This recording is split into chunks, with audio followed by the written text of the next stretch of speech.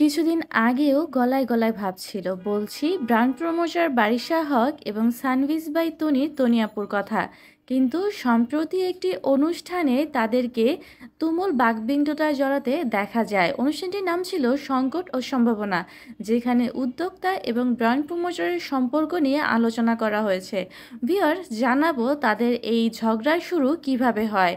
সানভিজ ভাই তনি বলেন, একটি ব্র্যান্ড প্রমোটের জন্য ঘন্টায় 40 থেকে 50 হাজার টাকা দেওয়া লাগে।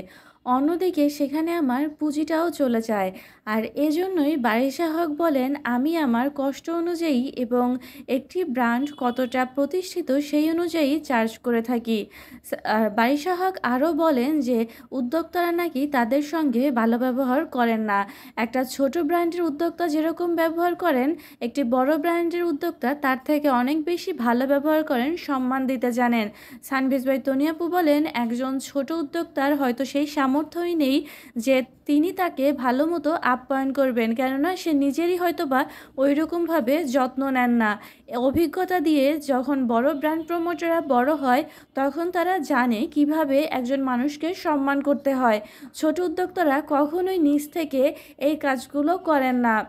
অন্যদিকে বারিশা হকের স্বামীও সানভিজ বাই তনিকে অ্যাকিউজ করে পোস্ট করেন তিনি নিজেই বিভিন্ন ধরনের রং ফর্সাকারী ক্রিম বিক্রি করেন, আর সেখানে তিনি কিভাবে তার স্ত্রীকে একই ধরনের দোষে দোষী সাব্যস্ত করেন। দুজনের ঝগড়ায় সোশ্যাল মিডিয়া তোলপাড় হয়ে গেছে। ভিউয়ার্স, আপনি এরকম নিউজ পেতে চাইলে অবশ্যই আমার চ্যানেলটি সাবস্ক্রাইব করে পাশে থাকবেন।